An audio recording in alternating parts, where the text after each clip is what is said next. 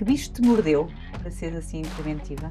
O bicho do 25 de Abril, o bicho da liberdade, e ver que esta liberdade está a desaparecer. É que não faz sentido nós queremos ser políticos por sermos políticos.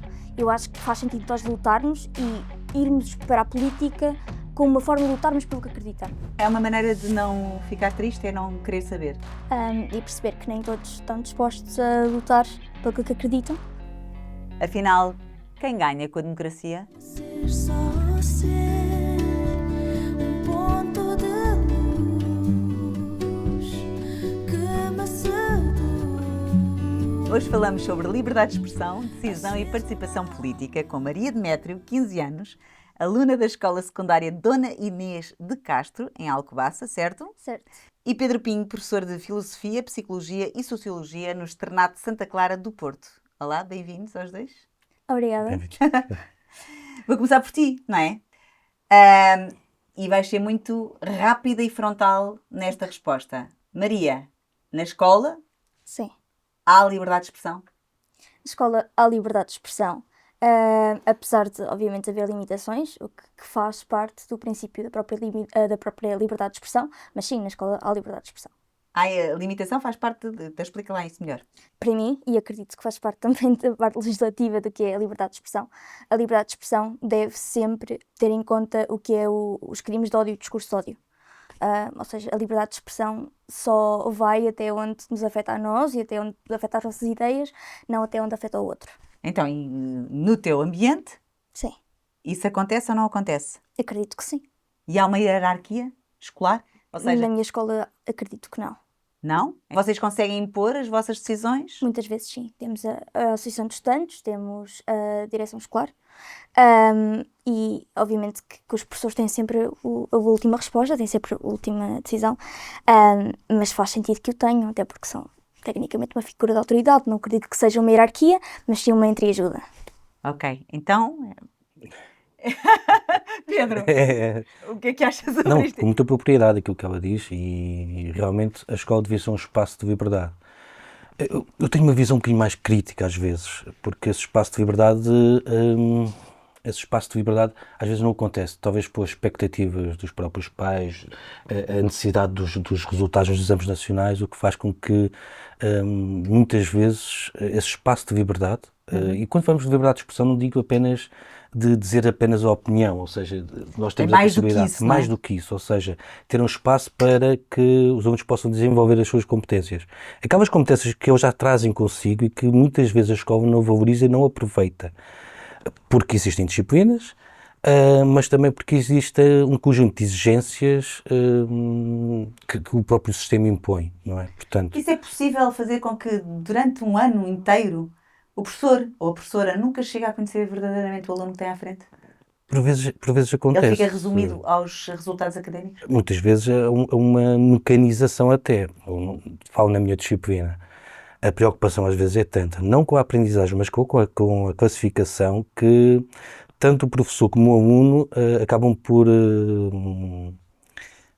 no fundo, procurar mecanizar o conhecimento, tipificar a resposta e esquecemos de conhecer e ter uma visão um bocadinho mais holística acerca daquilo que é o conhecimento e até a própria realidade da escola, que nos rodeia, ou seja, de onde depois vai surgir a capacidade crítica de análise. Por vezes Que às acontece vezes não isto. é muito espicaçada na escola. Não. Esta preocupação existe em todos os professores, mas muitas vezes estamos subcarregados e é muito mais fácil para nós, muitas vezes, estar simplesmente a lecionar aquilo que é obrigatório. Portanto, E que é suposto a vossa e que é disciplina, suposto na nossa disciplina. E ficamos ali fechados, quer dizer, não transpomos as paredes da sala de aula. Oh Maria, o que é que tu tens feito para ser tão reivindicativa? O que é que eu tenho feito? Muitos projetos. Acho que a parte principal de tudo deve ser sempre associativismo jovem, porque sozinhos não conseguimos chegar a lado nenhum. Então é encontrar muitos jovens como nós, que acreditam no mesmo que nós, que acreditam nos direitos humanos, que acreditam no sistema não patriarcal, no sistema feminista, que acreditam que todos devemos ser iguais, independentemente de onde nascemos. Isso aconteceu em que idade? Tens 15? Quando é que tu percebeste que tinhas um lugar de participação?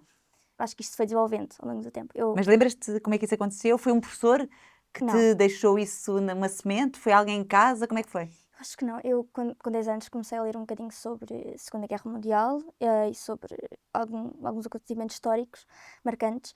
Comecei a perceber que aquilo não estava muito certo, porque é que aquilo tinha acontecido.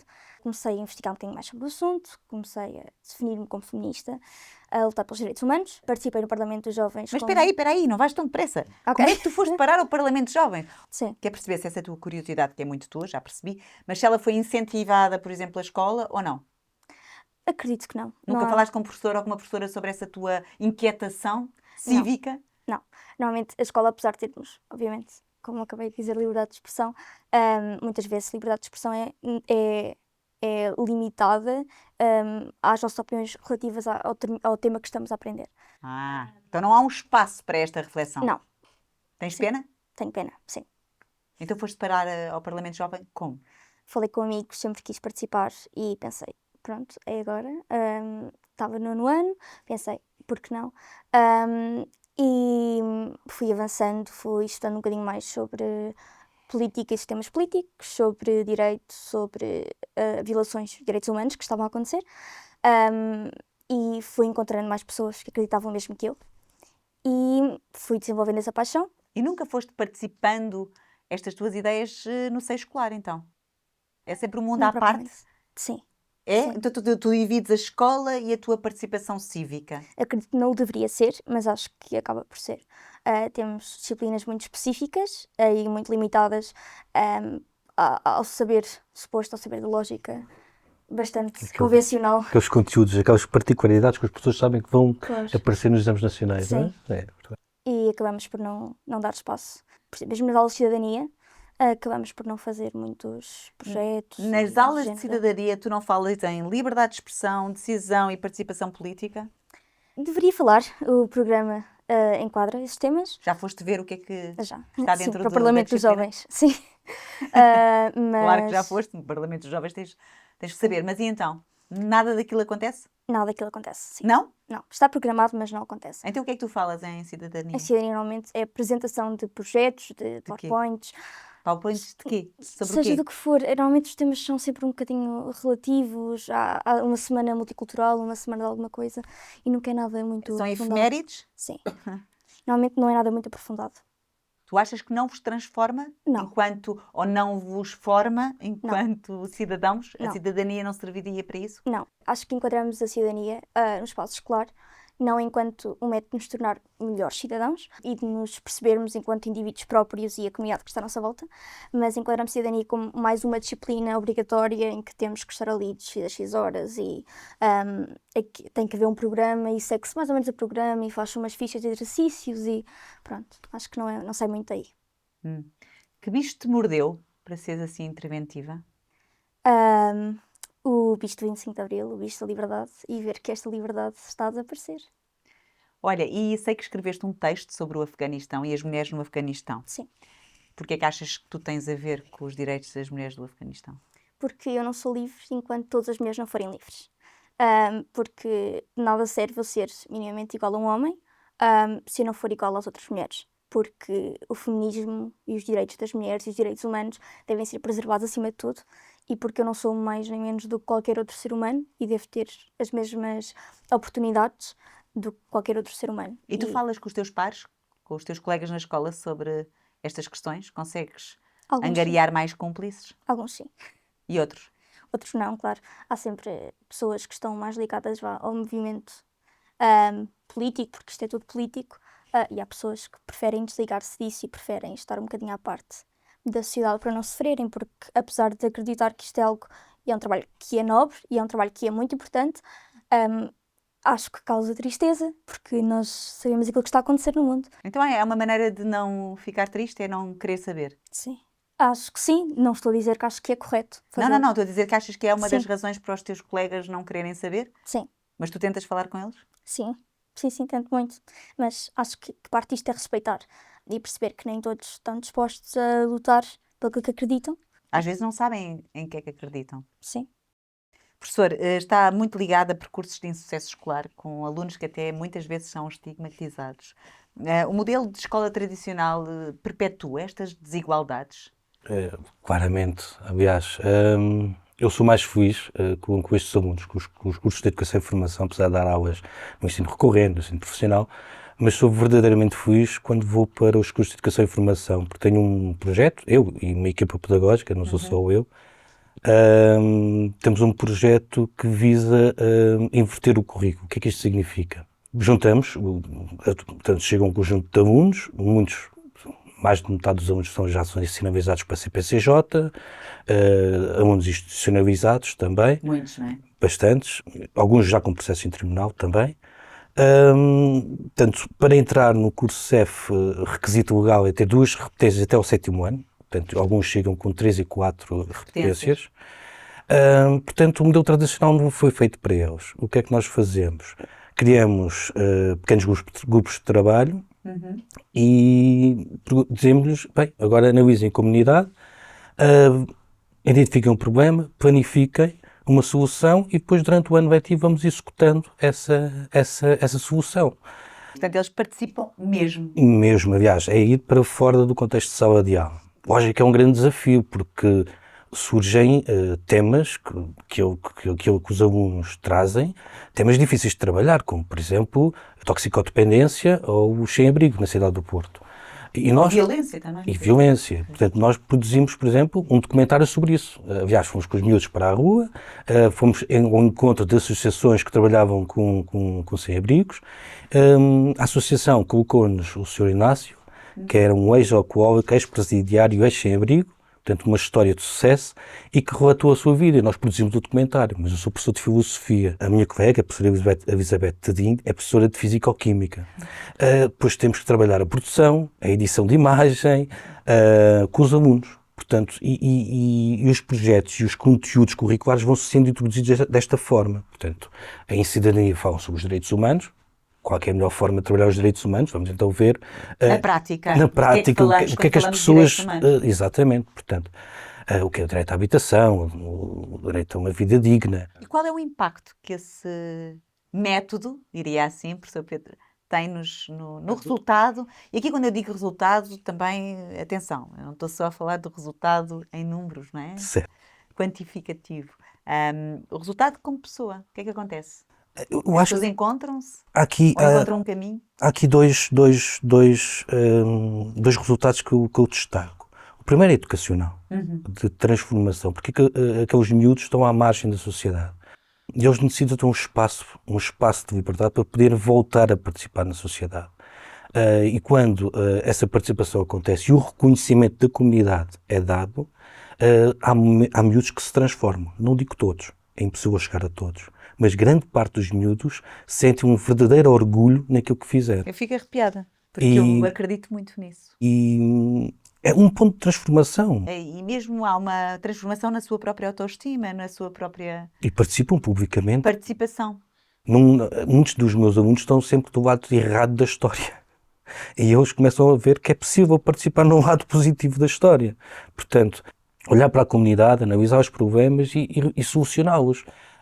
Fizemos, por exemplo, peças de teatro sobre a interculturalidade, mas uma peça de teatro de sombras, que apresentamos à comunidade por causa dos imigrantes. Portanto, que há uma série de preconceitos associados à imigração na cidade do Porto, e uma forma de o combater vamos representar uma peça teatro sobre isso. E vê a realidade a transformar-se também na própria comunidade. O professor tem Muitos essa... preconceitos acabam por ser desconstruídos, não no sentido tradicional, porque se vou para a aula falar sobre direitos humanos, se vou para a aula dar mais do mesmo a um conjunto de miúdos que estão marcados por insucesso escolar, não vai resultar. Não vai resultar. Portanto, ao mesmo tempo que os próprios alunos, estes alunos em particular, dos cursos CEF, são estigmatizados, sabem que ninguém vai para um curso CEF como primeira opção, portanto sabem que aquilo é uma solução de recurso. Portanto, já sabem, encontram-se lá e reconhecem-se. Exatamente, mas apesar de ser uma grande dificuldade, é libertador. É libertador porque permite um recomeço e não ficar preso a estas questões que muitas vezes os meus alunos do outro lado se queixam. Professor, mais PowerPoints. Professor, vamos dar mais teoria. Então, professor, acredita que no fundo a escola pode ser um entrave à participação? A escola como ela é? como ela neste momento está estruturada, é um entrave à participação. A participação dos alunos na sociedade. Certo. A escola desempenha um papel supostamente, um papel de mobilidade social. Portanto, é através da escola que nós podemos adquirir competências e pensar numa vida melhor. É o local ideal para isso, em termos formais. Mas, na realidade, por vezes, não por culpa dos professores, não, quero frisar bem isto, não por culpa dos professores, mas todo um sistema montado que está para a avaliação formal, portanto, para o teste, para a prova. Isso ainda não E como é que ainda isto está se muito muda? enraizado. Como é que se muda então? Na minha opinião pessoal, os exames nacionais, ou a entrada nas universidades, os exames deviam ser feitos pelas universidades, portanto, de acordo com o curso. Ok. Um aluno de medicina não tem que ser necessariamente, um aluno que quer seguir medicina não tem que necessariamente ser um ótimo aluno em filosofia. Não tem grande valência, mas para atingir a média, Tem que ser bom a tudo. tem que para ser ter bom a aquela- tudo. Exato. Para atingir aquela. Acredito que um exame à entrada da universidade, portanto, que fizesse a seleção dos alunos, portanto, pela meritocracia, e isso libertaria mais o ensino destas obrigações, Das notas, do das notas, resultado. das classificações, porque o resultado não avalia a aprendizagem. Um aluno que começa lá atrás e que faz um percurso deste tamanho, e temos um aluno depois que consegue um excelente resultado, mas em termos de aprendizagem teve este caminho, quer dizer, é muito injusto este aluno ter um 12 ou um 13 e este aluno ter um 19. Porquê? Porque o percurso de aprendizagem não foi o mesmo. Há muitos alunos que estão lá atrás, eu como costumo dizer, que estão no fundo do poço. E nós muitas vezes vamos lá resgatá-los ao fundo do poço. E a realidade é que eles fazem um percurso muito grande relativamente aos outros alunos. Mas depois é-lhes vedado o acesso a um ensino superior, exatamente por questão das notas, das classificações. A escola, às vezes, em vez de ser um motor da mobilidade social, acaba muitas vezes por reproduzir as desigualdades sociais. Isso é algo que ainda acontece. Mas há coisas positivas na escola, nem tudo é negativo. Claro que não, Nem mas, tudo é mas negativo. acontece isso, não é? Mas acontece isso ainda. E que características deve ter um professor como o professor Pedro, que de facto consegue diminuir a taxa de absentismo escolar e consegue ter resultados. E os resultados aqui vêm-se também quando os alunos gostam dos professores. Certo. Eu acho que Quais são as características? pensar fora da caixa. Pensar fora da caixa, ou seja, ter a coragem para olharmos para o currículo, temos obrigações legais, e eu olho para o currículo, estou a falar dos cursos CEF, Sim, novamente. mas mesmo nos outros. Nos também dá. outros, certo. Porque eu Mas acho que o professor é o mesmo. Esteja nos cursos CEPs ou no outro, o professor Pedro é o mesmo. é verdade, Portanto, mas deve com muito encontrar mais aí. pressão. Com Tá muito bem. mais pressão de aspecto, porque o professor também tem que cumprir com as expectativas dos pais, dos próprios alunos, não é? Claro. Portanto, se o pai e o próprio aluno, se o objetivo é a classificação, e aquela classificação, É vestir à medida. e o exame nacional, É vestir é à medida. lógico que eu sinto essa pressão, não é? Mas eu procuro sempre pensar fora da caixa. Por exemplo, agora, já fora destes cursos, estou-me agora a lembrar do trabalho que estou a desenvolver, que é sobre o conceito de pessoa, e então estou a criar um livro com os alunos, com expressões, de emoções. Portanto, são 24 emoções, cada aluno vai representar ou Essa dar a emoção. expressão da sua emoção e vai descrever essa mesma emoção num texto, que depois vai ficar em livro. Isto é pensar, eles ficam muito motivados com este tipo de atividades que não são as tradicionais.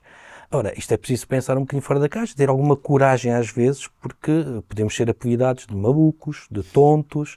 Por quem? Não é pelos alunos. Não, neste caso pelos colegas. Maria, que profissão queres tu ter quando fores adulta? Ok, eu penso sempre em diplomacia, mas algo que há um pensamento do Oscar Wilde que eu acho que faz muito sentido neste aspecto, que é quem escolhe uma profissão, o castigo dele vai ser ter essa profissão. E eu acho que parte do que eu desejo é lutar pelo que acredito. E pretendo fazer o necessário para lutar pelo que acredito.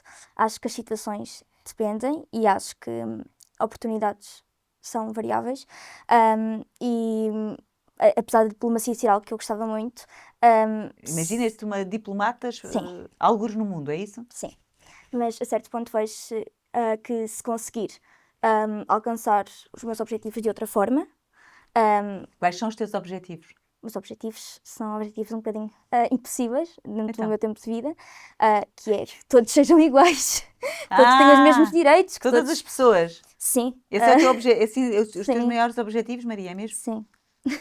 E achas que através da diplomacia ou de uma carreira diplomática isso pode contribuir? Acredito que sim. Acredito também que há outras influências, mesmo dentro da ONU. Por exemplo, há países que estão dentro da ONU e que não estão a contribuir propriamente para os objetivos da ONU.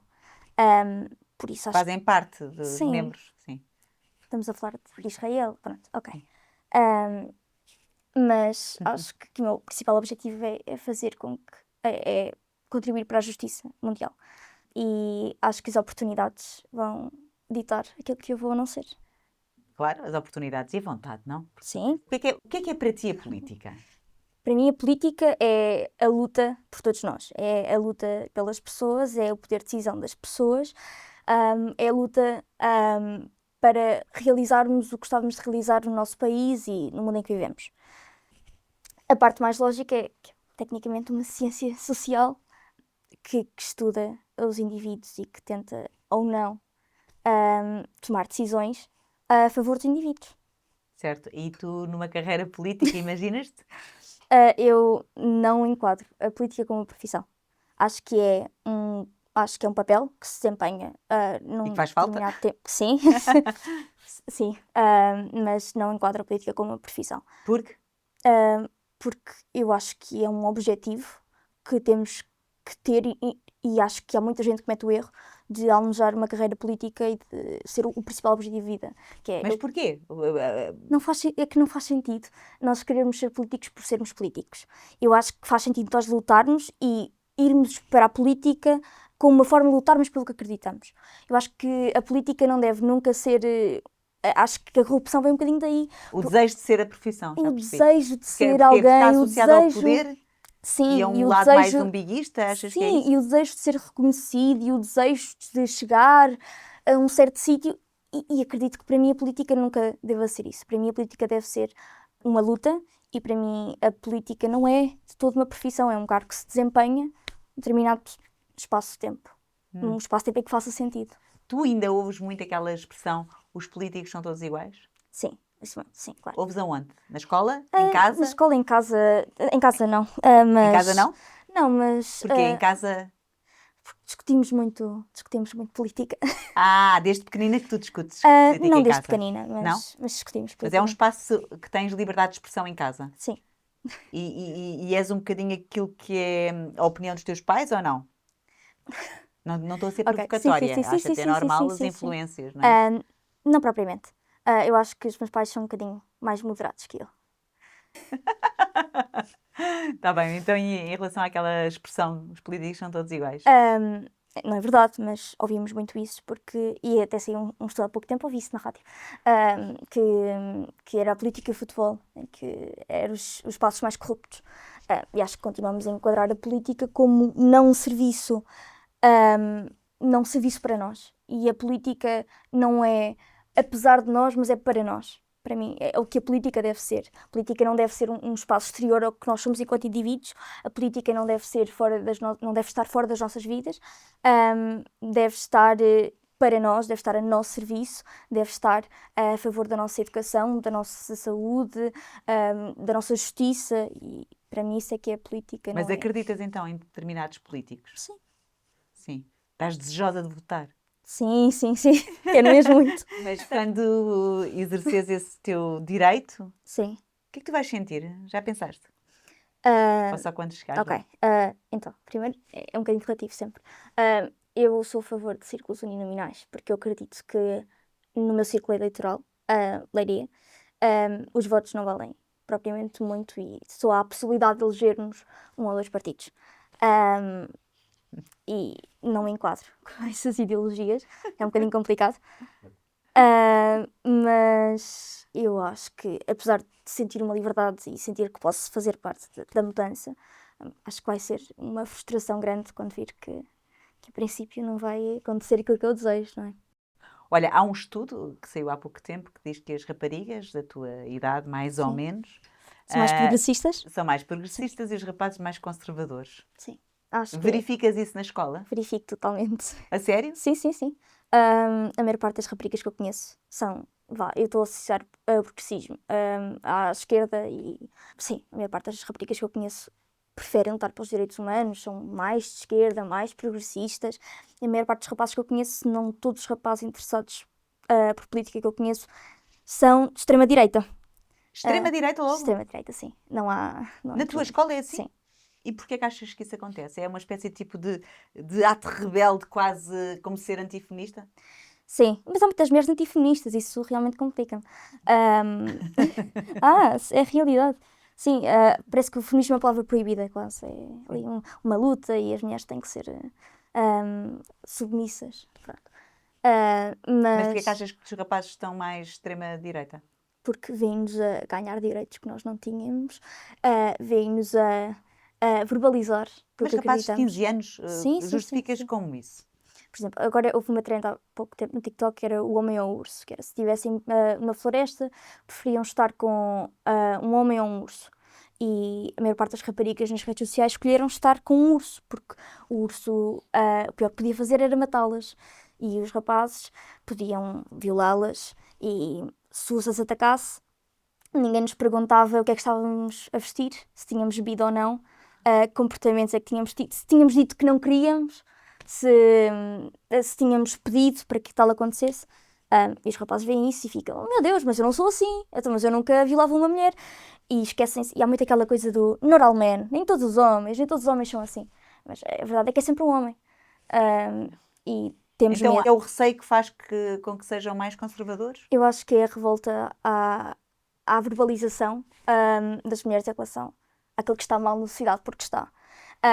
E há muita coisa mal, e nós estamos a verbalizar isso cada vez mais. Mas achas que é também porque eles são mais vulneráveis à propaganda que vem através das vossas redes sociais, do TikTok ou não sei o quê, e eles são mais...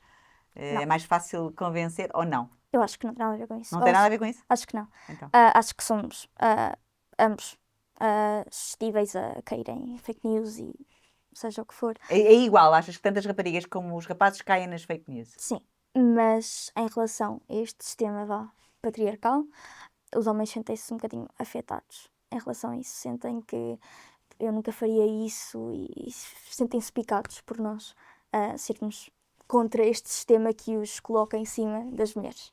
E como é que tu resolves isso na tua geração, entre os teus pares? Ok. Portanto, tu tentas falar com os rapazes Tento. ou começa a haver um muro que vos separa mesmo? Acho que não há um muro de todo. Acho que a política deve também ser um espaço de liberdade de expressão. Acho que a parte importante é o debate. E consegues pôr os rapazes a debater estas coisas lá na escola? Consigo pôr os rapazes a debater. Parlamentos jovens, aulas de história e filosofia também servem muito para isso. Ai, servem? Servem. Vocês na aula de história e de filosofia falam sobre estas coisas? Não, nós Então. é que chamamos um bocadinho a política ao tema. E os professores deixam? Muitas vezes sim, outras vezes Sim? ficam só ali um bocadinho calados à espera que a discussão passe. Então tentas sempre que não fiquem com opiniões muito formadas para que haja diálogo, é isso? Sim, tento até desconstruir as ideias deles. Claro, não fosses tu a Maria. Professor, sente também este crescimento do extremismo junto ou entre os seus jovens? Sinto. Aliás, antes de mais, gostava de elogiar a visão política da Maria. Com 15 Obrigada. anos. É verdade, porque ela não separa a política da ética. Algo que os gregos na Antiguidade Clássica tinham, portanto pensavam a política que é ética. Depois, nos tempos modernos, houve uma separação, e no fundo a política fica apenas como aquele que detém o poder, que preserva o poder. E é interessante olhar para jovens em que ainda têm esta visão política onde a ética está presente. É por isso que este podcast se chama Ponto de Luz. É uma esperança. É sem dúvida uma esperança. Eu vejo a crescer o extremismo, porque também acho que a sociedade está muito acelerada, o tempo está muito acelerado, não há tempo para pensar. E o extremismo, a resposta rápida, fácil do extremismo, encaixa perfeitamente nas redes sociais. Portanto, vídeos de 30 segundos. É a necessidade de dopamina constante. Exatamente. Dopamina constante. Portanto, aquela adrenalina, não é? Das redes sociais. Portanto, aquela resposta rápida encaixa-se ali perfeitamente. Os jovens hoje, de certeza que não é o caso da Maria, mas muitos dos meus alunos não veem telejornal, portanto, os meios tradicionais de informação, Tu vês como os telejornal? jornais. o jornal, a leitura de jornais, portanto, Lês o jornal? Físico não, mas online sim. Qual? Vou Lês o mudando. Público? Sim, Público, Expresso, vou mudando, sim.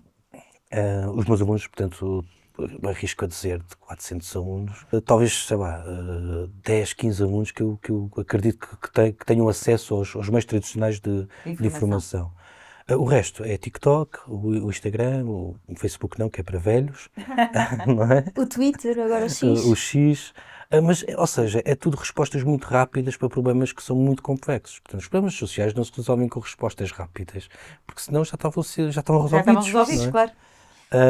E eu acho que o extremismo cresce exatamente por este facto. Portanto, por um lado, não haver tempo para pensar, para o pensamento. Portanto, hoje vive-se no tempo da ação. E, por outro lado, o facto das respostas rápidas encaixarem perfeitamente naquilo que é a estrutura de uma rede social. Portanto, quando nós achamos que a tecnologia é neutra, é um engano. A tecnologia tem uma direcionalidade. Portanto, Tem uma agenda. certo, tem uma agenda. Costuma-se dizer, não é, que quem faz a utilidade é o utilizador e não o utensílio.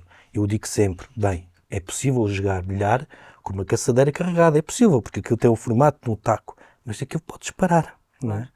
Portanto, a tecnologia tem uma direcionalidade e essa direcionalidade tem que ser tomada em conta, principalmente quando nós temos pessoas dispostas no fundo, a alimentar estas redes sociais para estas respostas rápidas e muitas vezes para. E o que é que querem essas pessoas?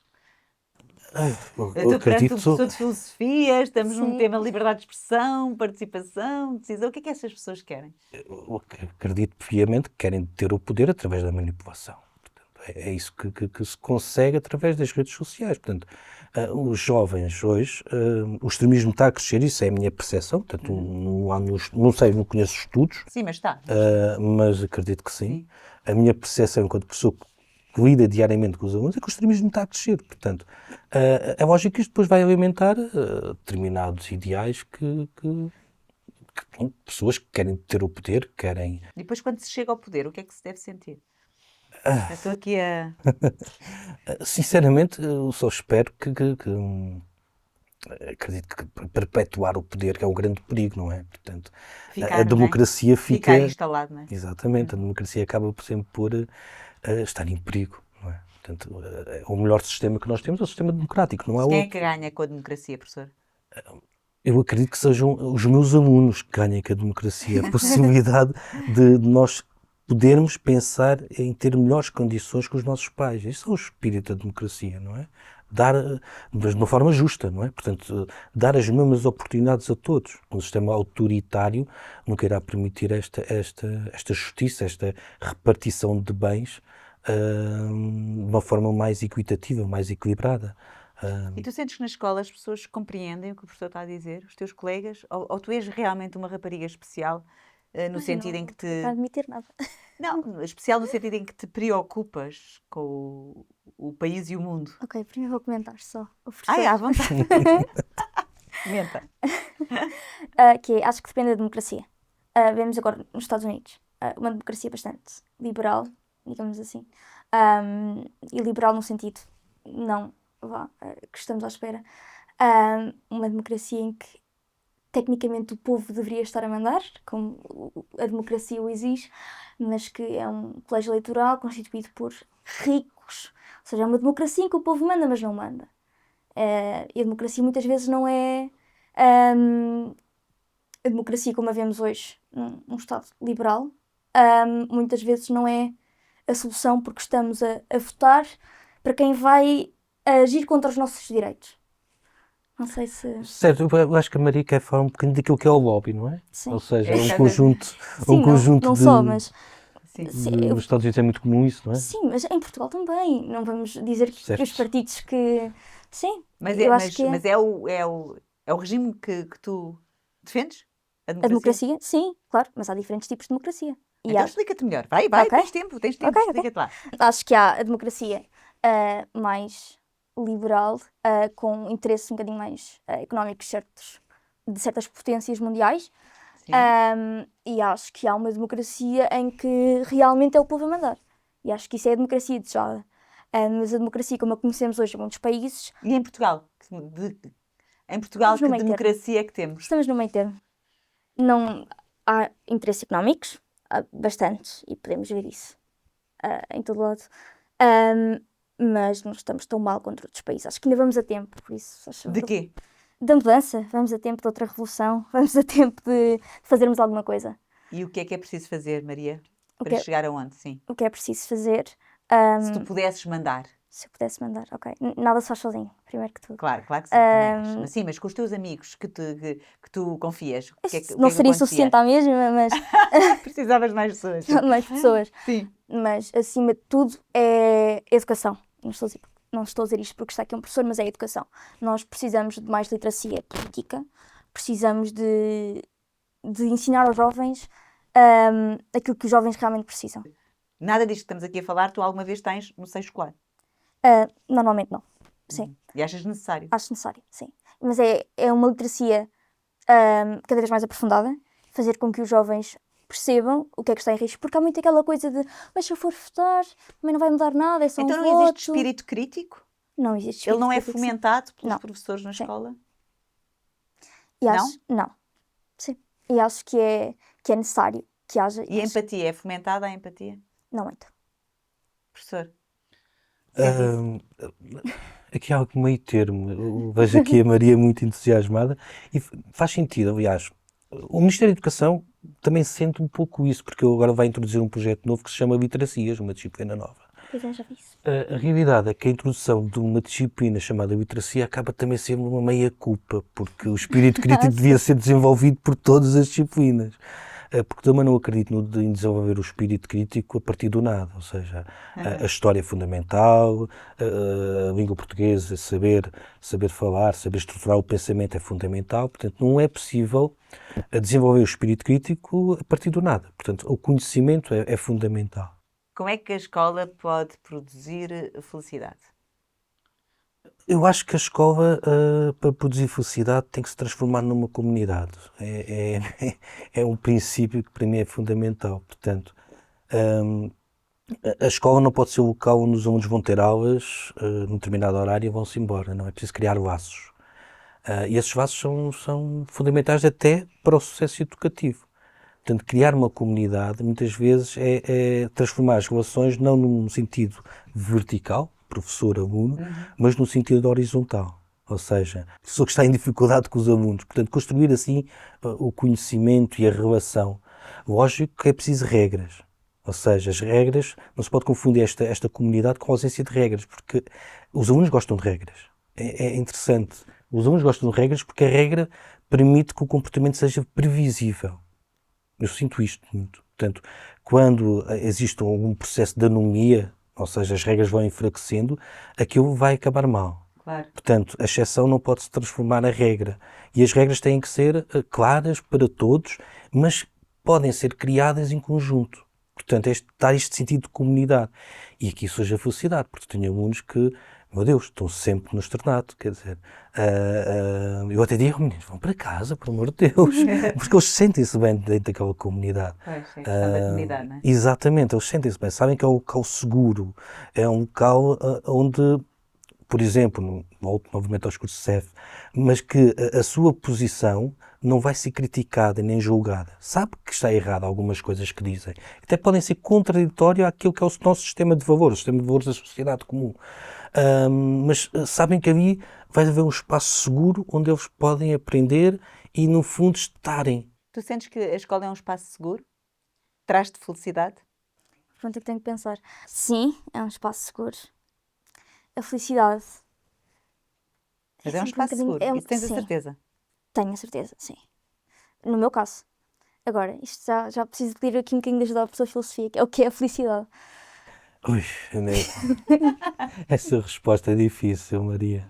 A escola acredita em ti?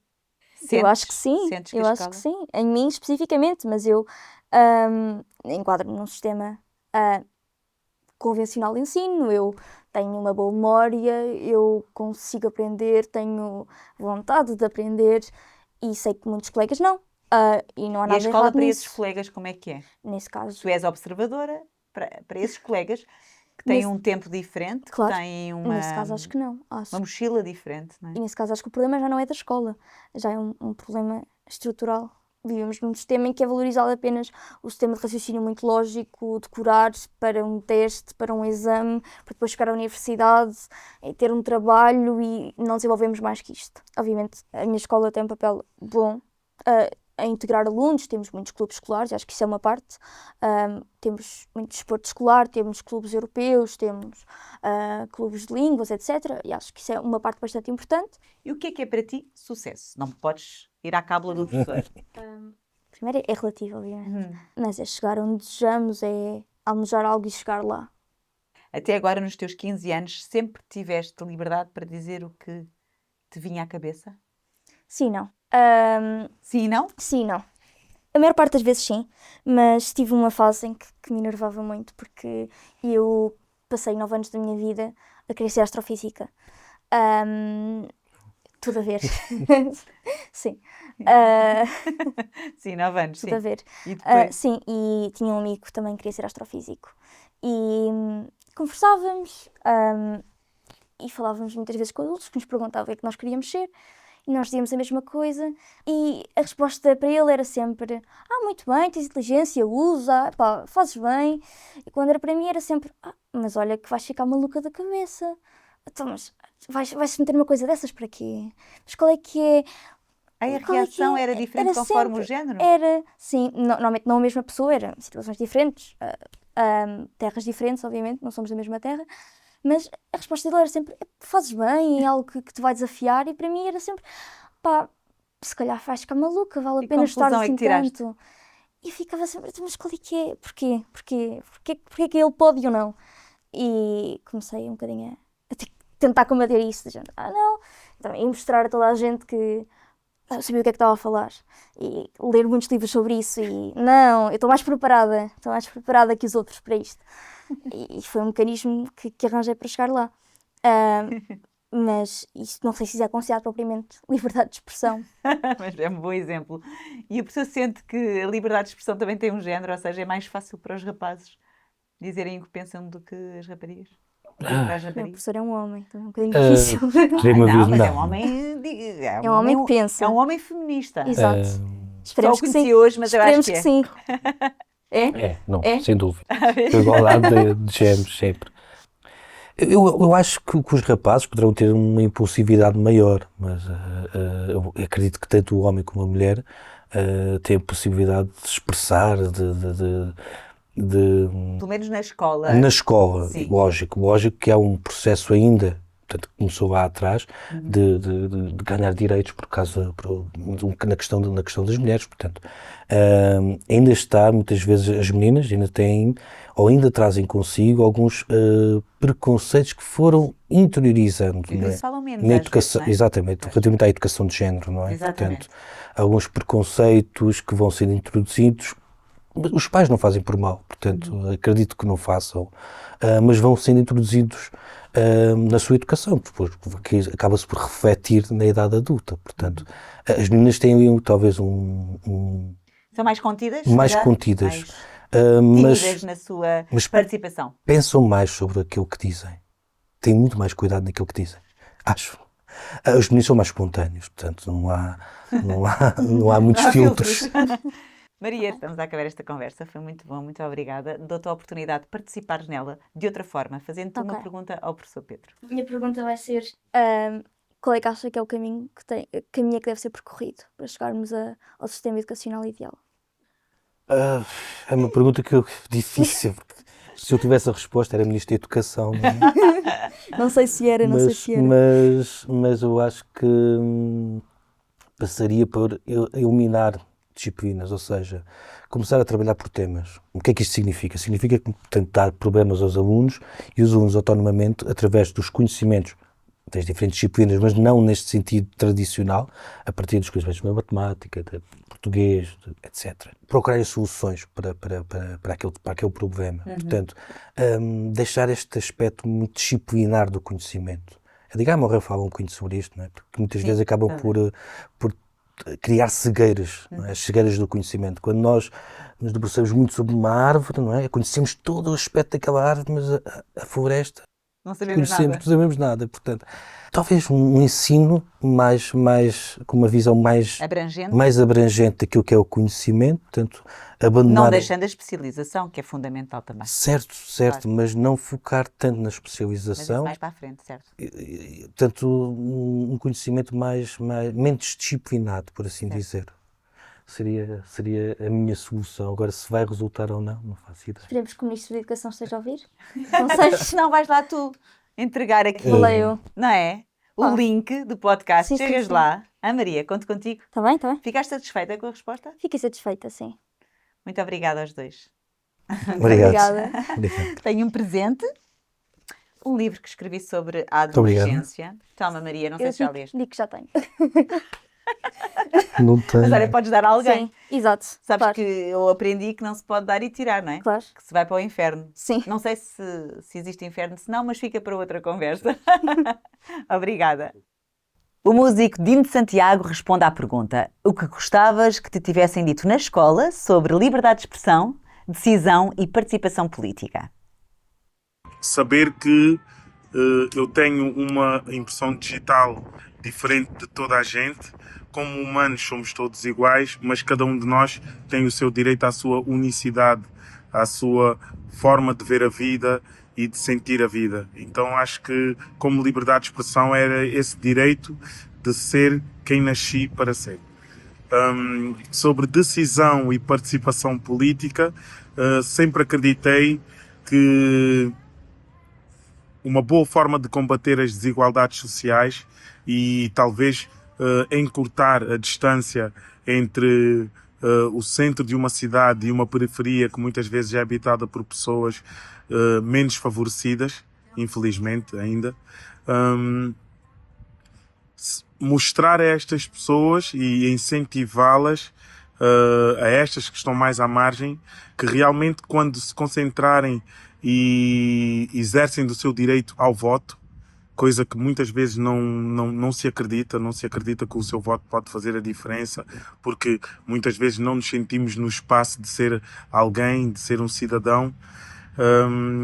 Então esse direito a ser alguém, esse direito a ser cidadão, esse direito a ter a sua opinião, transformá-la num voto. E a partir do momento em que se transforma num voto, transformamos-nos em alguém e encontramos um lugar de fala que abrirá muitas vezes os olhos a quem depois tem que decidir como poder político, não é?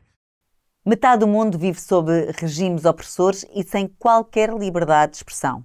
Na outra metade, o direito banalizou-se e chega até a justificar aquilo que é injustificável. A partir de que idade é que temos direito a ter a nossa opinião e as nossas decisões cívicas e políticas? Será que depois de 50 anos do 25 de Abril, todos e todas temos em pleno o exercício dos nossos direitos ou as desigualdades são um obstáculo? E na escola, o que pensam e o que sentem alunos e professores? Ponto de Luz, um podcast que tem o apoio da Missão Continente. Escutar